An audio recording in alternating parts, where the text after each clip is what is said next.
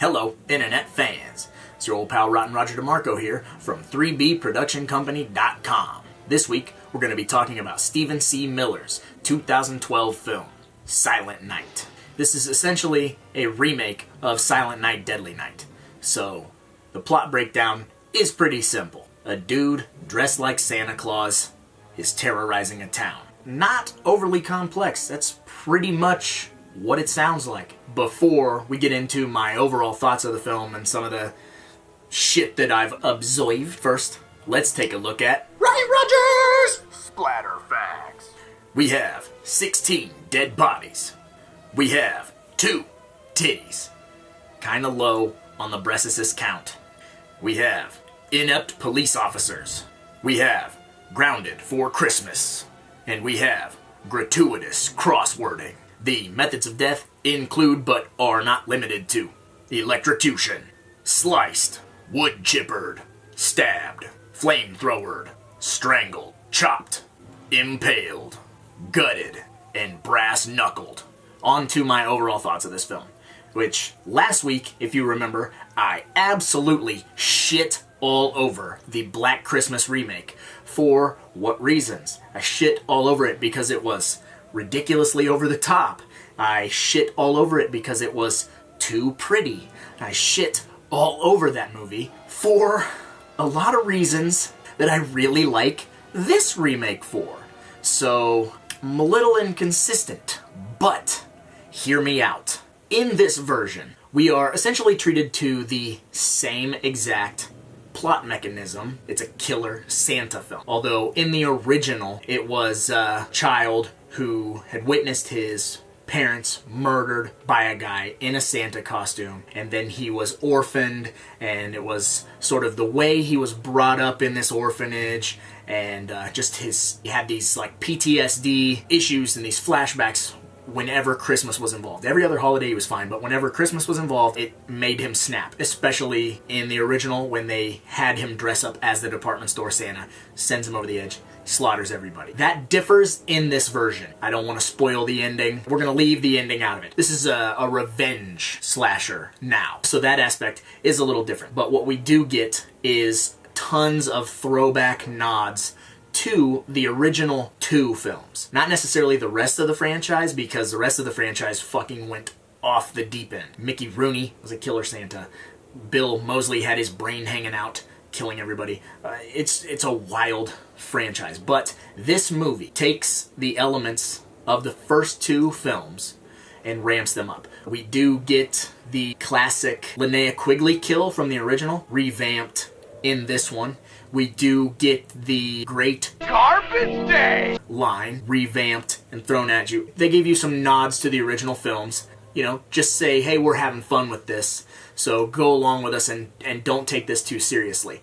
Although I will say that the Santa outfit in this movie reigns supreme over the Santa outfit in the original and the sequel, creating almost a slasher icon out of the Santa look. A couple of things that are absolutely fantastic in this movie. Malcolm McDowell plays the lead sheriff, or whatever you want to say. He is the head police officer. He is the chief of police in this small town. He really outshines everybody in the film. He's so arrogant and so, sure of himself, but he's a terrible police officer. So every scene that he's involved in is just fucking hilarious, and it's great. Like I said, this movie really goes balls to the wall, ups the ante with the kills, and goes crazy. There's a scene with a wood chipper, lots of hyper-violent, very fun, splat-sticky, I guess is the term. You know, it's very close to a horror comedy. It's right on the edge because some of the dialogue is very funny, but it plays pretty straightforward. And that's one of the things that I really like about this movie. Critics were not cool to this movie. Critics were very unreceptive of this movie. Shit all over it. It did not do well in the theater. It did have a very small theater run. Didn't make shit for money.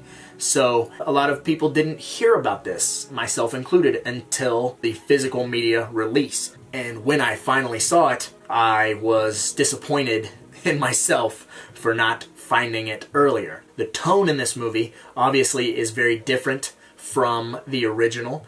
It takes an almost more popcorn approach to the violence. Everything is very in your face and very on the verge of being silly. I don't really know how to explain that, but I think that it's a perfect mesh of comedy and horror without being a comedy horror movie. This is one of those movies that I feel like every horror fan should have in their library. This is a good December horror movie. Obviously, you're going to throw this on and just go about your holiday and have a fun splatter movie in the background. You want some gore, you want a couple of tits, whatever it is that you're looking for this holiday season. This movie, I think, has it. I think it's an important movie to remember, an important movie to break out once a year, enjoy, have a good time with, and recommend to a couple of friends. If they are sticklers and have only seen the original franchise, it's time to say, hey, guys, I don't know what the fuck you've been doing, but if you haven't seen the 2012 remake, now's the time and now's the place, if you know what I mean. Crack this movie open, sit your buddies down, and show them what the fuck they've been missing. So, in my personal opinion, I'm going to give this movie 3 out of 5 blood drops. It is as good as the original. I know a lot of people who will disagree with that, and if you're one of them, let me know why. Because I see the greatness in this movie. I see how much fun this movie is, and that is, if you haven't caught on with the reviews that I do and the style of movies that I really like on this channel are popcorn movies, the movies that I gravitate towards, and I think this movie truly classifies as one of those. It has a high body count.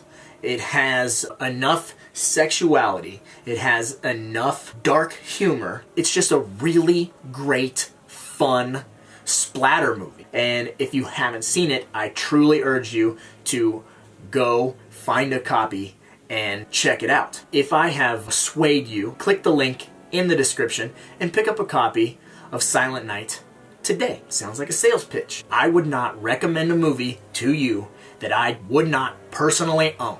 So, if that means anything to you, check out Silent Night today. Well, I suppose I should probably get going, because after all, there's a lot of movies out there. Somebody's got to watch them, so why not me, right?